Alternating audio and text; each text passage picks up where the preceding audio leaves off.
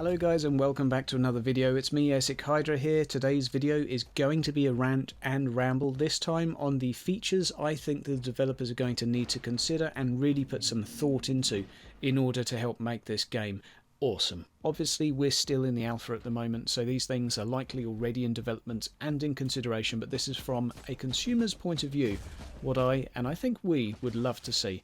Before we get cracking into the meat and potato of this video though, remember to click the subscribe button. I know you guys have been promoting me on your own really hard and I really appreciate that, guys. You are awesome. But click that subscribe button if you haven't already and stay up to date with all of the videos.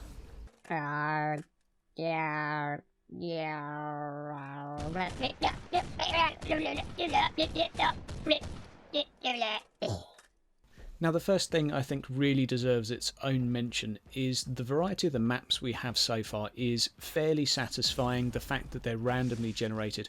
Obviously we only have 2 environments, but what I really think we're missing is a variety of enemies, and I don't mean in terms of different enemy types. What you'll have within traditional ARPGs is enemies will be blessed, or elite enemies will be granted an ability of sorts. They will be given something that makes your behaviour have to be different in order to beat them.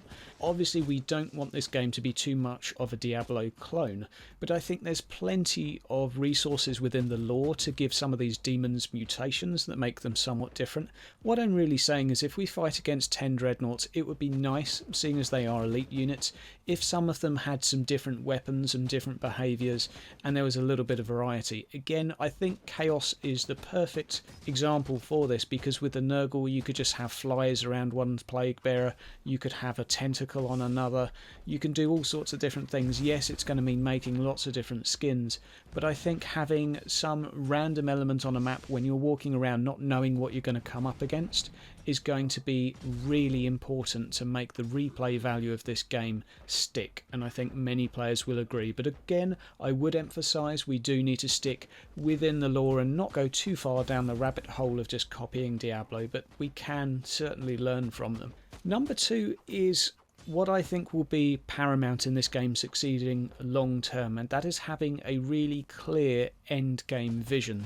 So when Diablo 3 Burst came out, the end game really was just orientated around getting as much gear as you can, and many ARPGs fall into this. You fall into a gear grind, levelling up system, and you quite quickly realise you start spending more and more time for smaller and smaller gains, so diminishing returns hits in and you start to feel that your progress slows down, and maybe you're making your character, but things do get pretty slow. Now what these games like Diablo 3 have done is they've granted systems where you can generate more randomness at end game, and the difficulty is tailored to the strength of your character, and that gives you something to continually log on each night and work at. Now obviously we don't just want to copy what they've done, but I think there's definitely opportunity with this game to have some end game content. I think this would really go well in a sort of a more of a social setting. What I would like to see is their fortress mechanism. What they're going to implement is a sort of a base defense system where you create a mission for other people to complete, and this is going to be your base that they're going to try, or rather your fortress that they're going to try and attack. We don't know much about it, but I think it's safe to say you can probably put units on it, you can upgrade it, put defences, etc. This needs to be the sort of thing where you log on each night with your buddies and say, right, for the next 2 hours or whatever, we're going to try and do these bases. And it needs to be something you prepare for, you gear up for, and maybe your gear's not good enough, so you work towards getting some better gear so you can take down a level 15 base. Something along the lines of that. I think this, as well as the seasons, which is obviously just progressive new content, they're going to need a clear vision of why players are going to log in each evening to play. It's not going to be sufficient just to say, well, you need to level up and get more gear. That's not going to hold us for that long. Maybe for a couple of 100 hours, but after that we need a reason to keep playing. And the fortress system's a perfect way of doing that, because you're fighting challenges made by other people. So that on its own gives you that extra sense of satisfaction. Now, the third thing I think really deserves its own mention too is the game does kind of need a bit of an audio makeover, and this is certainly something the devs are working on. They've said that the music on its own is already going to get a revamp, and there's going to be more music tracks released, which is good because the current one is a little bit lackluster. Let's be honest, most of us are playing with it turned off or turned down to the very minimum because it's not that great. But we're also missing still, and the devs are working on this, but we are still missing a lot of animation sounds. We're missing enemies saying anything. Our character says nothing. There is probably about 75% of the game's audio I feel is still sort of missing, and the audio that is in the game already needs balancing, so you can't hear your own attacks over enemies' attacks, etc. It's just a case of tweaking a few decibel changes, but there is, I think, a lot of attention that needs to be given to the audio system to make this game sort of adequate, really, and able to compete with the others. Moving on from here, I think the combat itself still needs work, and of course we did do a video a couple of weeks ago, or maybe even only a week ago, about how to improve the melee combat system, and I've been thinking about this more and more. Some people have been telling me they don't want to see visual effects too much within this game, and I was waving around my power sword for a while thinking, like, this just doesn't seem right to me, and I went back to the lore and realised that power weapons themselves, they are actually supposed to have a glow around them. Only active when it's turned on, I grant you, but the edge or blunt bit of any weapon you hit someone with should have a glow. A power weapon has a sort of a form of energy field to it that allows it to cut through molecules of armour. This is a weapon that shouldn't be a grey stick, especially when you're on a map that's full of grey sticks. If we were walking around a forest or something and you had a big silver sword, that's fine because there's a nice sort of contrasting colour. At the moment, when you're walking around a grey spaceship with a grey sword, I really think that this emphasises the need for these effects even more so, and it is within the lore. Really, the fact that it's just a sword at the moment, I think it's just something the developers are waiting on implementing personally. It's likely something that they will put in. I'm not asking for space age effects and for things to go crazy, but a power weapon needs a blue glow, god damn it.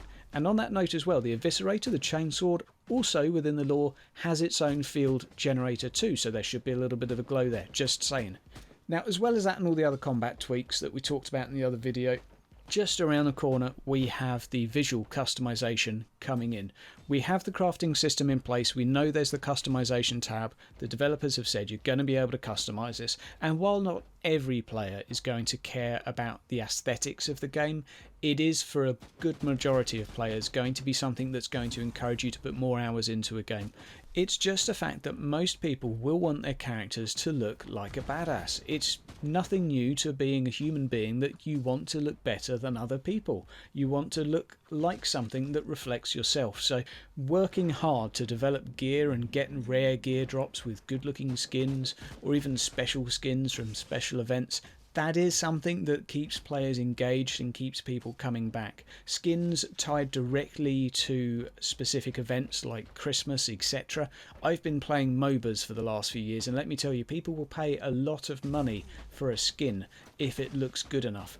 And I think this is something the devs will need to exploit to make just an extra level of complexity to this game, which I think a lot of other ARPGs have missed out on. Aesthetics for Warhammer I think is actually quite important.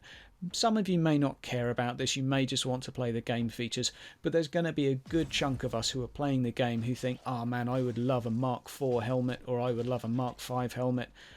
I don't know what all the other helmets are called. You may want like a pre-Horus Heresy helmet, you may want something a little more up to date, but having the choice is something really powerful to us players, and I think it's something the developers can really jump on top of and use to keep us coming back and grinding for more and more stuff.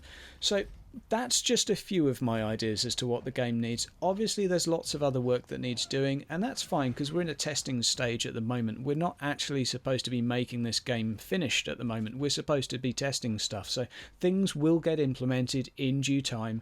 And for those of you that are concerned, the game has already been made, the files are already there, we're just testing through it piece by piece. Again guys, I hope you enjoyed the video. Please leave in the comments down below your own ideas as to what you would like within the game. and I guarantee you the devs will see this. So hope you enjoyed the video, guys. Take care. Remember, once again, hit the like button, hit the subscribe button, and I'll see you next time. Have a lovely weekend.